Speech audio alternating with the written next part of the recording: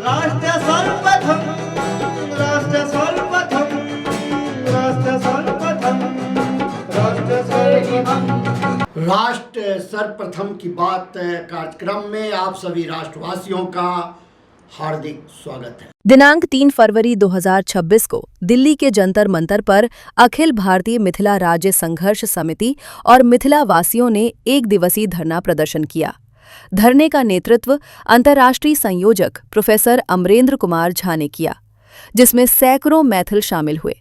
प्रदर्शन में मिथिला को अलग राज्य का दर्जा देने, मैथिली भाषा के संरक्षण और क्षेत्र के समग्र विकास की मांग दोहराई गई। वक्ताओं ने कहा कि सरकारी उपेक्षा के कारण शिक्षा, स्वास्थ्य, रोजगार और औद्योगिक विकास बुरी तरह प्रभावित हुआ है। नेतृत्व ने चेतावनी दी कि मांगें पूरी नहीं हुई तो बिहार से दिल्ली तक व्यापक आंदोलन किया जाएगा। धरने के बाद राष्ट्रपति, प्रधानमंत्री और गृह मंत्री को ज्ञापन सौंपा गया। दिल्ली के पर्यावरण मंत्री सरदार मनजिंदर सिंह सिरसा ने विश्व आर्द्रभूमि दिवस 2026 के अवसर पर असोला भट्टी वन्य जीव अभयारण्य में आयोजित कार्यक्रम में भाग लिया। उन्होंने आर्द्रभूमियों के संरक्षण पर जोर देते हुए महत्वपूर्ण बयान दिए। दर्शकों को बता दें कि विश्व आर्द्रभूमि दिवस 2 फरवरी को मनाया जाता है और इस वर्ष की थीम आर्द्रभूमि एवं पारंपरिक ज्ञान, सांस्कृतिक विरासत का उत्सव रही। कार्यक्रम में प्रदर्शनियां, नए रामसर स्थलों का सम्मान, सामुदायिक संवाद और एक पेड़ मां के नाम पहल के तहत वृक्षारोपण शामिल रहा। दिल्ली सरकार ने अगले 2 वर्षों में राजधानी के जल निकायों को बहाल करने का लक्ष्य रखा है। सरदार सिरसा ने कहा कि आर्द्रभूमियां दैनिक जीवन में महत्वपूर्ण भूमिका निभाती हैं, लेकिन शहरीकरण, अतिक्रमण और मानवीय गतिविधियों से इनका क्षय हो रहा है। उन्होंने आर्द्रभूमि संरक्षण को जन आंदोलन बनाने पर बल दिया। जो ये वाटर बॉडीज हैं, वेटलैंड्स हैं, यह भी पोल्यूशन को रोकने के लिए एक बहुत बड़ा साकार एक तरीका है। पिछले दिनों में एक कंपनी आके मेरे से मिली इनोवेशन की। उन्होंने इनोवेशन ये निकाला है, उनका इनोवेशन ये है कि हम जगह जगह मशीन लगाएंगे, कहाँ जहाँ जल स्रोत हैं उसके कॉर्नर बड़ी मशीनें वहाँ लगाएंगे, पोल्यूशन को 2.5 और PM10 को कैप्चर करेंगे और उसको पानी के अंदर छोड़ेंगे। जहाँ जहाँ आपके पास वाटर बॉडीज है हम उसके 3-3, 4-4 किलोमीटर के आसपास के पोल्यूशन को कंट्रोल कर सकते हैं। आप सोचिए कि इस वेटलैंड्स की कितनी अहमियत है। सृष्टि ने जो चीज़ें हमें नेचुरल तौर पर दी उनको आहिस्ता आहिस्ता हम कहीं ना कहीं भूल गए। इसलिए इस साल का जो वेटलैंड्स का टॉपिक भी है the wetlands and traditional knowledge celebrating the cultural heritage, जल, जंगल और हमारी परंपराओं की अटूट रिश्ता। ये मैं मानता हूं कि वाकई अटूट रिश्ता है जिसको हम तोड़े बैठे हैं, अब इसको वापस अटूट करना है। दिल्ली के अंदर 202 एकड़ कूड़े के पहाड़ हैं, उनमें से 45 एकड़ लैंड को हमने पूरा रिक्लेम कर लिया। उस जगह से कूड़े के पहाड़ों को जीरो कर दिया गया, हटा दिया गया है।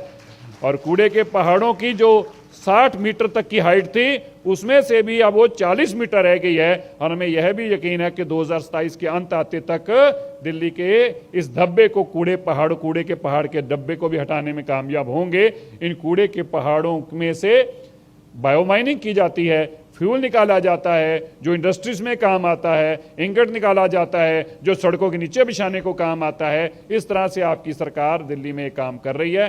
दिल्ली के अंदर भी हमारे लगभग 1080 ऐसे जल स्रोत हैं जो अलग अलग समय पे अलग अलग कारणों से इंक्रोच हो गए। हम लगातार जब से माननीय रेखा गुप्ता जी की सरकार दिल्ली में बनी है, हम निरंतर तौर पर एक बहुत बड़ी मुहिम लेकर चले हैं उन सबको रिस्टोर करना। हमारा टारगेट है कि मैक्सिमम वाटर बॉडीज को 2027 के अंत तक अगले 2 सालों में 100% रिस्टोर किया जाए। इस एक निश्चय, एक लक्ष्य के साथ हम निकले हैं। मुझे यह भी बताते हुए बहुत गर्व हो रहा है, दिल्ली की सरकार ने जो हमारे नीली झील यहीं बिल्कुल पास में है उसको रामसर के अंदर लिया जाए, इसके लिए भी हमारा डिपार्टमेंट काम कर रहा है। और हमें यकीन है जल्दी ही इस झील को जो पैमाने तय किए गए हैं उसके मुताबिक हम कर पाएंगे और आने वाले समय में ये रामसर और बढ़कर दिल्ली में भी पहुंचेगी। हमने इसी साल पिछले महीने दिल्ली के 10,000 एकड़ जमीन को रिज फॉरेस्ट के तौर पर घोषित किया। ये अपने आप में एक ऐतिहासिक कदम है जो दिल्ली के अंदर रिज को बचाने के लिए एक बहुत बड़ा सार्थक कदम माना जाएगा। आज वर्ल्ड वेटलैंड डे के इस पवित्र दिन पर हमारे माननीय केंद्रीय मंत्री, केंद्रीय राज्य मंत्री कीर्तिवर्धन जी के इस पावन दिन के अंदर इनकी अध्यक्षता में एक बहुत बड़ा प्रोग्राम किया गया। दिल्ली के अंदर भी वेटलैंड्स को रिजुविनेट करने की एक बहुत बड़ी मुहिम हमने चलाई है।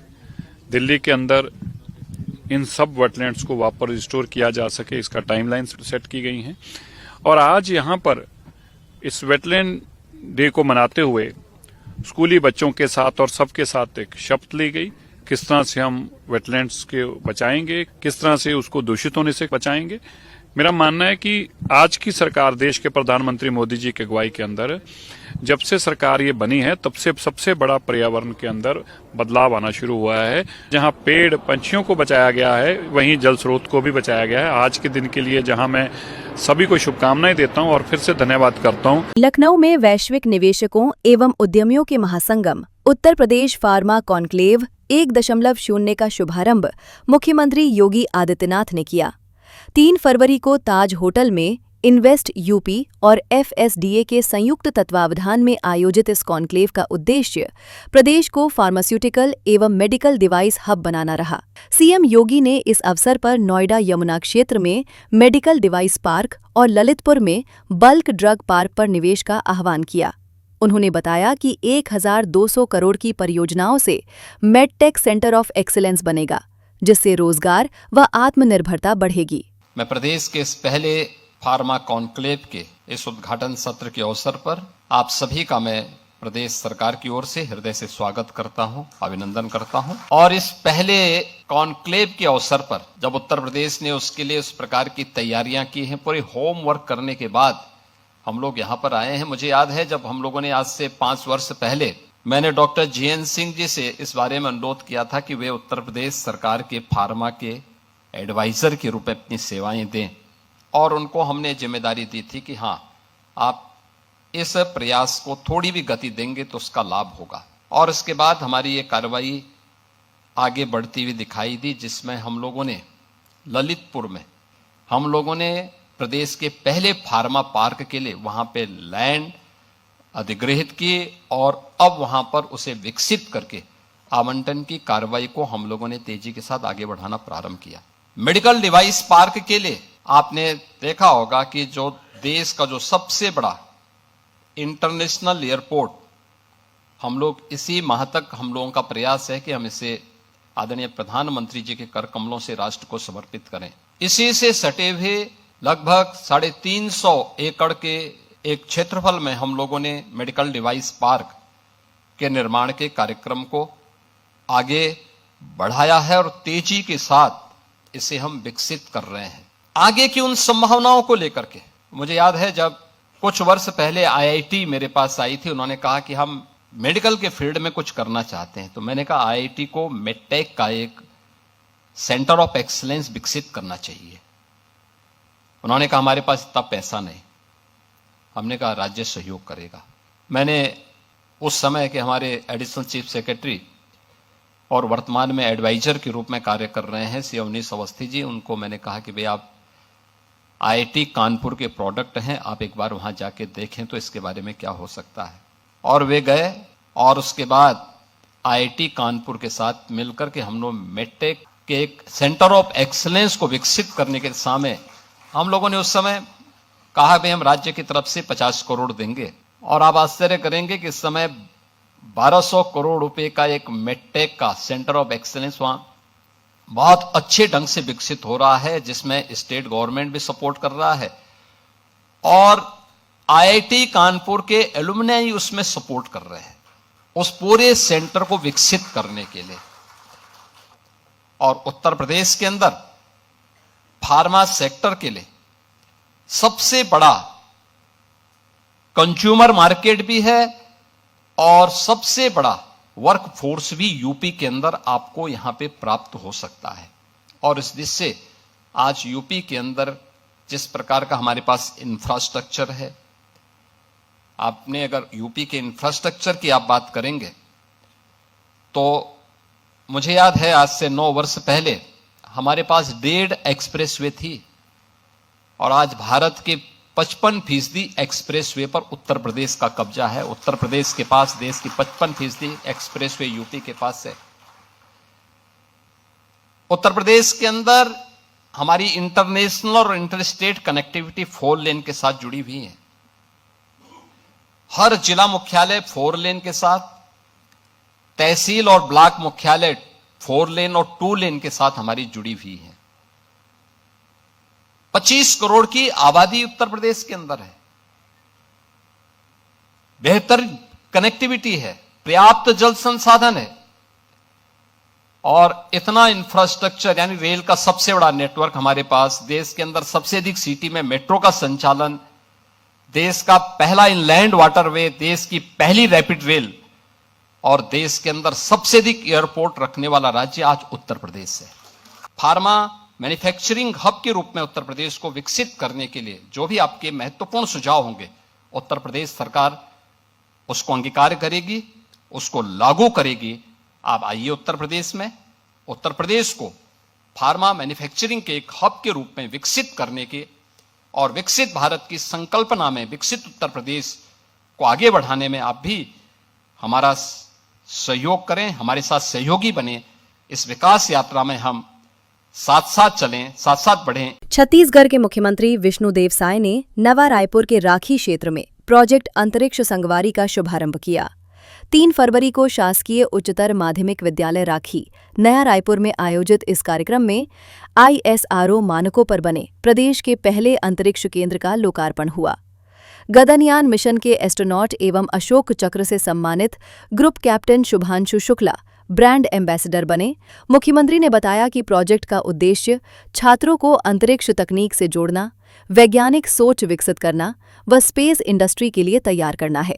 इस उद्देश्य हेतु केंद्र में क्लीन रूम लैब, सैटेलाइट निर्माण लैब, ग्राउंड स्टेशन व मिशन कंट्रोल सेंटर जैसी सुविधाएं उपलब्ध हैं। आज नया रायपुर राखी की इस पावन भूमि में अंतरिक्ष संगवारी केंद्र के शुभारंभ के अवसर में राष्ट्र के निर्माता शिक्षकवृंद, इस अवसर पर उपस्थित सभी सम्रांत नागरिक बंधुओं और हमारे प्रदेश और देश के भविष्य मेरे प्यारे स्कूली भाइयों और बहनों और मीडिया के मित्रों, आज मुझे बहुत ही गौरव की अनुभूति हो रही है। मुझे खुशी है कि अंतरिक्ष यात्री कैप्टन डॉक्टर शुभांशु शुक्ला जी का शुभागमन हमारी छत्तीसगढ़ की धरती में हुआ है। पिछले 5 सितंबर को शिक्षक दिवस के दिन वर्चुअली उनसे मुलाकात हुई थी। आज उनकी उपस्थिति में हम लोग यहाँ पर राखी में अंतरिक्ष केंद्र का विधिवत उद्घाटन किए हैं। वास्तव में आज का ये दिन छत्तीसगढ़ के लिए ऐतिहासिक दिन है। आज हम छत्तीसगढ़ में वैज्ञानिक भविष्य की नई शुरुआत कर रहे हैं। आज मैं बच्चों से कहना चाहूंगा कि आपको नए पंख मिल रहे हैं। आज से आपका आकाश और भी बड़ा हो गया है। यह अंतरिक्ष केंद्र केवल एक भवन नहीं है, यह आपके सपनों की प्रयोगशाला है, यह आपकी कल्पनाओं की उड़ान है, यह आपके उज्जवल भविष्य की शुरुआत है। प्यारे बच्चों, कुछ महीनों पहले हमारे जसपुर के बच्चों ने रॉकेट बनाया था और उसे दूर आकाश में भेजा था। आज भी यहाँ पर हम लोग बच्चों के द्वारा रॉकेट का लॉन्चिंग किए। मैं उनकी उपलब्धि देखकर चकित रह गया और मैंने महसूस किया कि हमारे छत्तीसगढ़ में प्रतिभाशाली बच्चों की कमी नहीं है। उनको एक अवसर मिलना चाहिए।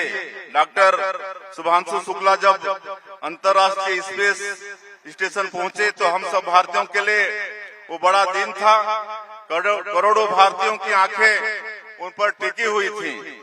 जब उन्होंने अंतरिक्ष से हमें संदेश दिया तब हमने बहुत गर्व का अनुभव किया। जब वो लौटे तो हम सब ने उनका भव्य स्वागत भी किया। आज जब हम प्रदेश के पहले अंतरिक्ष केंद्र का लोकार्पण कर रहे हैं तब बहुत खुशी की बात है कि वो हम लोगों के बीच में मौजूद हैं। प्यारे बच्चों, अंतरिक्ष केवल कौतूहल का विषय नहीं है। अंतरिक्ष के क्षेत्र में आप अपने करियर का निर्माण भी कर सकते हैं।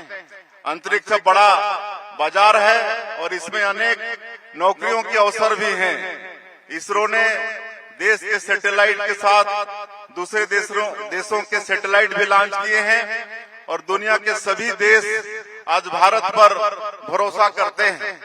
आने वाले समय में इस क्षेत्र में अनेक नौकरियां आएंगी।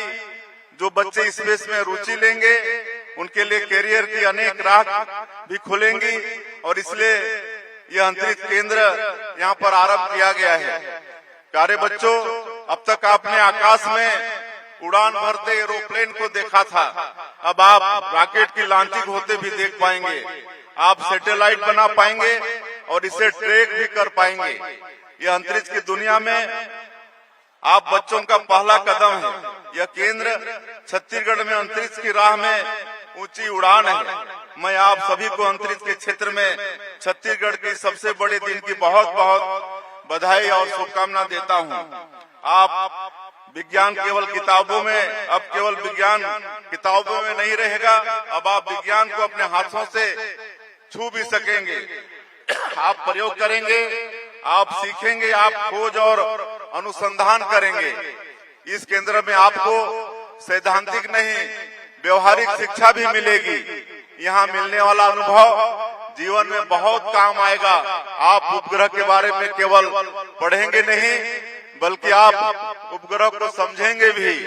आज बड़ा ऐतिहासिक अवसर है। यहाँ पर हम लोग राजधानी में इस अंतरिक्ष संगवारी का शुभारंभ किए हैं और इसके लिए मैं साटा एनर्जी ग्रुप को बहुत बहुत बधाई और शुभकामना देता हूं। जिला प्रशासन को भी बधाई शुभकामना देता हूं और आगे धीरे धीरे हम लोग प्रदेश के अन्य जिलों में भी इस तरह के केंद्र का स्थापना करेंगे ताकि पूरे प्रदेश भर के हमारे जिलों के बच्चे भी उससे लाभ ले पाए। अभी समय है एक ब्रेक का। हम चलते हैं ब्रेक पर, आप कहीं जाए नहीं, छोटा सा ब्रेक। श्रेया फर्निशिंग लेकर आया है आपके लिए होम कलेक्शन, जिसमें आपको मिलता है upholstery fabric, designer curtains, home and office decoratives, carpets and sofa cover कम से कम दाम में कीर्ति नगर में आपके लिए उपलब्ध है। Kamal Buildtech Private Limited, fulfilling promises. With our professional team and experience of delivering projects, in past we guarantee you peace of mind and top quality work in an affordable price. और अधिक खबरों के लिए आप हमारे YouTube channel दैनिक India दर्पण को अभी सब्सक्राइब करें और नोटिफिकेशन के लिए बेल आइकन को प्रेस करना ना भूलें। राष्ट्र सर्वप्रथम की बात कार्यक्रम में ब्रेक के बाद एक बार फिर आप सभी राष्ट्रवासियों का स्वागत। दिल्ली की मुख्यमंत्री रेखा गुप्ता ने वित्त वर्ष 2026 से 27 के केंद्रीय बजट को शहरी विकास के दृष्टिकोण से महत्वपूर्ण बताया है।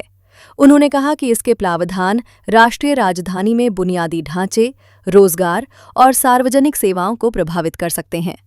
बजट के संभावित प्रभावों के बारे में बात करते हुए गुप्ता ने कहा कि कनेक्टिविटी, रोजगार और नागरिक सुविधाओं से जुड़े क्षेत्रों में आने वाले महीनों में बदलाव देखने को मिल सकते हैं। उन्होंने कहा कि परिवहन और बड़े पैमाने पर बुनियादी ढांचा परियोजनाओं के लिए आवंटित धनराशि दिल्ली जैसे शहरों के विकास और कामकाज को आकार दे सकती है। बजट को हमने सुना, देखा, माननीय वित्त मंत्री जी ने इसे संसद पटल पर प्रस्तुत किया और मैं अपनी ओर से देश के यशस्वी प्रधानमंत्री नरेंद्र मोदी जी को दिल से धन्यवाद देती हूँ कि जिनके मार्गदर्शन में विकसित भारत के संकल्प को मजबूत आधार देने वाला हमारा ये बजट हमारी वित्त मंत्री निर्मला सीतारमण जी द्वारा रखा गया और वित्त मंत्री निर्मला सीतारमण जी का भी बहुत बहुत आभार व्यक्त करती हूँ, जिन्होंने एक बहुत ही संतुलित, दूरदर्शी और आम नागरिकों की जरूरत के अनुसार इस बजट को बनाया और हम सबको दिया। साथ ही मैं देश के गृह मंत्री अमित शाह जी का भी विशेष रूप से धन्यवाद करती हूं कि जिन्होंने दिल्ली की सुरक्षा और कानून व्यवस्था और प्रशासन से जुड़ी जो व्यवस्थाएं हैं उनको मजबूत करने के लिए हमें विशेष रूप से संबल दिया। और मैं ये कह सकती हूँ कि ये जो पूरा बजट है, ये देश के हर वर्ग को भरोसा देता है, गरीबों को सहारा देने वाला बजट है। ये युवाओं को मौका देने वाला, महिलाओं को सम्मान और ताकत देने वाला, और देश की अर्थव्यवस्था को आगे बढ़ाने और एक साफ रोड मैप दिखाने वाला ये पूरा बजट है। और जो 3 बातें हमारी आदरणीय वित्त मंत्री जी ने कही, 3 कर्तव्यों की बात कही, वो बहुत ही शानदार थी कि ये बजट 3 बड़े कर्तव्यों से प्रेरित है और यही इसकी सबसे बड़ी ताकत है। पहला कर्तव्य है देश की आर्थिक वृद्धि को तेज करना और लगातार उसे बनाए रखना, दोनों चीजें। दूसरा कर्तव्य है कि लोगों की आकांक्षाएं पूरी करना और लोगों की, परिवारों की क्षमता बढ़ाना, ताकि हर नागरिक देश के विकास में भागीदार बन सके। और तीसरा कर्तव्य, जो आदरणीय प्रधानमंत्री नरेंद्र मोदी जी का विजन है, उनका मंत्र है सबका साथ और सबका विकास। इस विजन को सही मायने में जमीन पे उतारने के काम इस बजट ने किया, ताकि हर परिवार, समुदाय, इनको साधन भी मिल सके और अवसर भी मिल सके। ये बजट मुझे पूरी तरीके से युवाओं के लिए, महिलाओं के लिए, मध्यम वर्ग, सभी के लिए मौका देने वाला, अवसर देने वाला और भारत की प्रगति को एक नए आयाम तक लेके जाने वाला मुझे लगता है। और इस बात को भी मैं पूरे विश्वास के साथ कहती हूं कि आज जो दिल्ली सरकार है, वो केंद्र सरकार के साथ मिल करके बजट में दी हुई अधिकतम योजनाओं का लाभ ले सकते हैं। दिल्ली सरकार लगातार केंद्र के साथ मिल करके एक विजन, जो विजन 2047 है, विकसित भारत, विकसित दिल्ली, हम उस पे काम कर रहे हैं। लगातार केंद्र से संपर्क में रहते हुए हम अपनी परियोजनाओं के लिए फंड भी लेके आते हैं और हर योजना पे केंद्र के साथ मिलके काम भी कर रहे हैं हम। तो ये सारा का सारा जो बजट है, इसमें हर एक एक्सपेक्ट को जब मैंने देखा तो दिल्ली के लिए मुझे बहुत ही ये शानदार बजट दिखाई देता है, जिसमें रोजगार के भी अवसर हैं, डेवलपमेंट के लिए भी हमारे साधन हैं और पूरी तरीके से इस बजट को हम दिल्ली के हित में मानते हैं। बहुत ही शानदार लगा मुझे इस बजट में महिलाओं के लिए जो प्रोविजन रखा गया, विशेष रूप से हमारी लड़कियों के लिए जो हॉस्टल्स हैं। अब हर जिले में जब हॉस्टल बनेंगे तो लड़कियों को बेहतर एजुकेशन के लिए, अपने रोजगार के लिए अवसर मिल पाएंगे। अन्य राज्यों से आकर के भी लोग जिस राज्य में वो अपनी पढ़ाई करना चाहते हैं, रह करके काम करना चाहते हैं, उन्हें अवसर मिलेंगे। दिल्ली भी इसमें सहभागी होगा। ये एक बहुत बड़ा, मुझे लगता है कि देश को एक बूस्ट मिलने वाला है इस चीज से। युवाओं के लिए भी हमने देखा कि अनेक प्रकार की योजनाएं और एक तरीके से नेक्स्ट जनरेशन बजट इसको कहें तो कोई गलत नहीं है, जिसमें स्वास्थ्य पे, खेल पे, पर्यटन पे, हर चीज को रोजगार के साथ जोड़ा गया है। और इस बजट से कुल मिला के ग्रोथ भी मिलता है, सुधार भी मिलता है और जनता को राहत भी मिलती है। मैं जब इन सारे प्रोविजंस की बात करती हूँ तो विशेष रूप से कहना चाहूंगी कि इस बजट में जो हमें दिल्ली के लिए एलोकेशन मिला, जो 1348 करोड़ रुपए, उसके लिए भी मैं धन्यवाद देना चाहती हूँ। शासकी के अंतर्गत जो 3 राज्य, दिल्ली, पुडुचेरी और जम्मू एंड कश्मीर, इसके लिए पहले बजट हुआ करता था 6275 करोड़ रुपए, अब उसको बढ़ा के 15,380 करोड़ कर दिया गया है।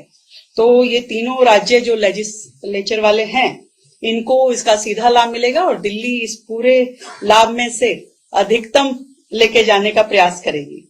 आम आदमी पार्टी के दिल्ली प्रदेश अध्यक्ष सौरभ भारद्वाज ने प्रेस वार्ता में भाजपा की दिल्ली सरकार पर स्कूल फीस वृद्धि को लेकर तीखा हमला बोला। भारद्वाज ने कहा कि सरकार बनते ही निजी स्कूलों ने 80% तक फीस बढ़ा दी, जबकि भाजपा ने वादा किया था कि राहत दी जाएगी। वहीं सुप्रीम कोर्ट ने नए शिक्षा कानून पर सवाल उठाए हैं, लेकिन अदालत में सरकार ने बढ़ी फीस कम करने से हाथ खड़े कर दिए हैं। भारतीय जनता पार्टी की सरकार दिल्ली में आते ही प्राइवेट स्कूल मालिकों की लॉटरी खुल गई और लगभग सभी प्राइवेट स्कूलों ने 20% से लेकर 80% तक फीस बढ़ा दी। किसी ने 20%, किसी ने 40%, किसी ने 80%। दिल्ली में हाहाकार मच गया।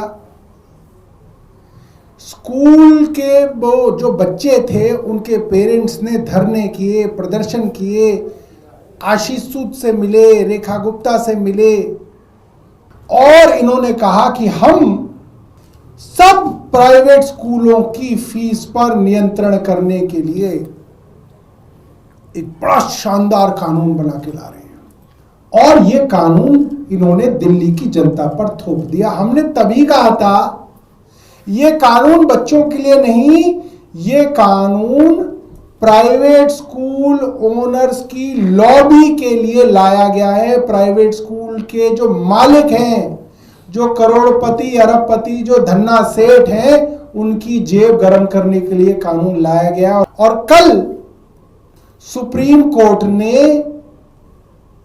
इस सरकार से पूछा कि भाई इतनी जल्दबाजी में जो तुम कानून लाए हो ये तो इंप्लीमेंट ही नहीं हो सकता। और इन्होंने कितना बड़ा धोखा दिया, आप इस बात से अंदाजा लीजिए कि इन्होंने कोर्ट में कह दिया कि साहब जो 2025 से लेकर 2026 का जो सेशन था, जो अभी 1 अप्रैल 2025 में जो फीस बढ़ी थी, उसको हमारे कानून के अंतर्गत हम रिव्यू ही नहीं करेंगे, उसके ऊपर हमारा कानून लागू ही नहीं होता। तो क्या किया इन्होंने, जितनी फीस प्राइवेट स्कूलों ने बढ़ाई, 20% बढ़ाई, 60% बढ़ाई, 80% बढ़ाई, इन्होंने सारी की सारी मनमानी फीस को लेजिटिमाइज कर दिया, उसको कानूनी जामा पहना दिया। अब कोई चाह के भी उस फीस को चैलेंज नहीं कर सकता। अब आप कोर्ट भी नहीं जा सकते उसको चैलेंज करने के लिए। 1 अप्रैल 2025 से बढ़ी हुई फीसें पेरेंट्स से वसूली जा रही हैं और ये कह रहे हैं कि मुबारक हो, कमाल हो गया। सुप्रीम कोर्ट के अंदर जो मुकदमा किया गया वो पूरी तरीके से कॉल्यूसिव लिटिगेशन थी, कॉल्यूसिव सूट था। कैसे था कॉल्यूसिव सूट? क्या होता है, जब 2 लोग सीक्रेटली डील करके ये तय कर ले, 2 पार्टियां सीक्रेटली आपस में तय करके कोर्ट ये कह के जाए कि भाई मैं इस तरफ खड़ा हो जाऊंगा, तुम इस तरफ खड़े हो जाना, कोर्ट का जो फैसला आएगा उसमें दोनों का ही फायदा हो जाएगा। ये कॉल्यूसिव लिटिगेशन थी और मैं उसके आपको सबूत दूंगा। ये लिटिगेशन सरकार के ही लोगों ने, भारतीय जनता पार्टी के ही ऑफिस बियरर्स ने सुप्रीम कोर्ट के अंदर डाली। ये जो एसएलपी सुप्रीम कोर्ट के अंदर दायर हुई, ये मैं आपको एसएलपी दिखा रहा हूं, in the matter of action committee unaided recognised public schools. ये एक्शन कमेटी कौन है जिसने इस कानून को चैलेंज किया? ये action committee private school, unaided school, private unaided recognised schools की एक्शन कमेटी है जिन्होंने इनके कानून को चैलेंज किया। और ये अनएडेड कमेटी, ये जो एक्शन कमेटी है, मैंने प्रेस वार्ता करके अप्रैल में आप लोगों को दिखाया था, अप्रैल 2025 में, आज से 1 साल पहले लगभग, कि अनएडेड रिकॉग्नाइज्ड एक्शन कमेटी के चेयरमैन भारतीय जनता पार्टी की दिल्ली के एकेडमिक सेल के चेयरमैन हैं, हेड हैं, प्रेसिडेंट हैं, अध्यक्ष हैं। जो ये सारे मुकदमेबाजी करते हैं वो भारतीय जनता पार्टी की दिल्ली की कार्यकारिणी में है। और अधिक खबरों के लिए आप हमारे YouTube चैनल दैनिक इंडिया दर्पण को अभी सब्सक्राइब करें और नोटिफिकेशन के लिए बेल आइकन को प्रेस करना ना भूलें।